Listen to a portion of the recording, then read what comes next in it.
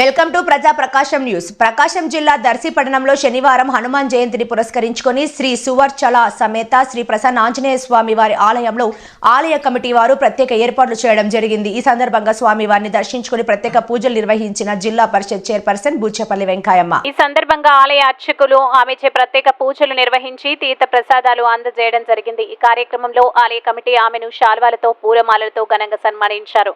ఈ కార్యక్రమంలో ZP chairman Boochepalli Venkayamma వెంట స్థానిక వైసీపీ నాయకులు కట్టెకోట హరీష్, కొల్లా భాస్కర్, ఆలయ కార్యక్రమ కమిటీ సభ్యులు తదితరులు పాల్గొన్నారు.